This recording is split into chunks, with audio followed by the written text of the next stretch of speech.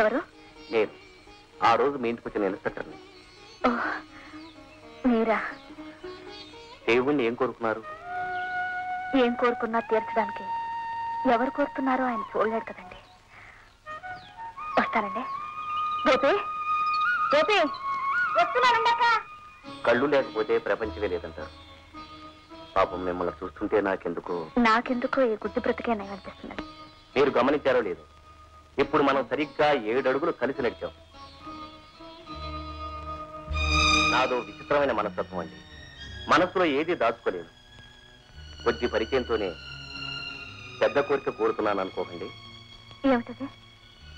మీకు అభ్యంతరం లేకపోతే మిమ్మల్ని నేను పెళ్లి చేసుకుంటాను. అవునండి, నా కళ్ళతో మీకు లోకాన్ని చూపిస్తాను. దేవుడి గుళ్ళో ఉన్నాం.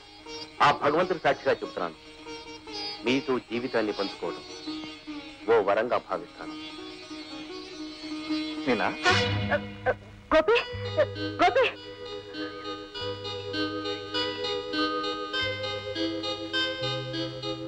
నా పేరు రాము. మీనా అన్నాను. అలాగా, నమస్కారం అండి.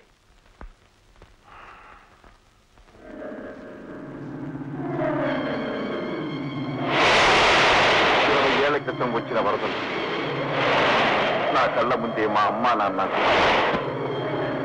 మా ఇల్లు కూలిపోయి, మా జీవితాలు సర్వనాశనమైపోయి, మిగిలిన ఈ ఒక్క చెల్లెల్ని ముగానెక్కించుకొని పుస్తకాలు, చేతికందిన సామాన్లు పట్టుకుని వచ్చి రాని ఈత ప్రారంభించాను.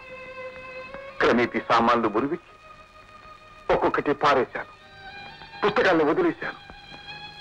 గడ్డగట్టుకు పోయి ఊపిరి కూడా అందని స్థితిలో నా చెల్లెలి తనను తాకే చల్లని నీళ్లు తప్ప ఎక్కడున్నదో ఏమైనదో కూడా తెలియని నా చెల్లెలు.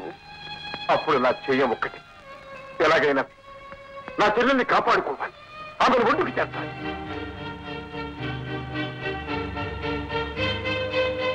అలా నా చెల్లెల్ని రక్షించుకున్నాను. మీరు పరాయివా? ఇదంతా నీకెందుకు చెప్తున్నానో తెలుసా?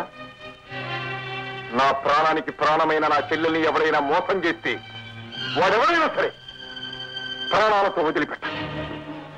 మీరెలా ఎందుకు మాట్లాడుతున్నారో అర్థం చేసుకోగలండి. నన్ను కన్న తల్లి మీద ప్రమాణం చేసి చెప్తున్నాను, మీ చెల్లెలి చేయి అందుకోగలిగితే అది నా అదృష్టం.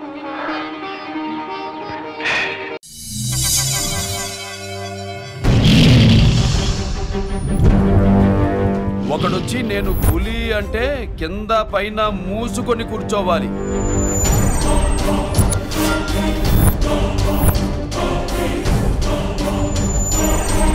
నేను చెయ్యి చాచినప్పుడే సెకండ్ ఇవ్వు. చనువిచ్చాడు కదా అని చక్కెరకెళ్ళను చూస్తే చుట్టాను చూడటానికి కూడా స్కెల్టన్ మిగలదు.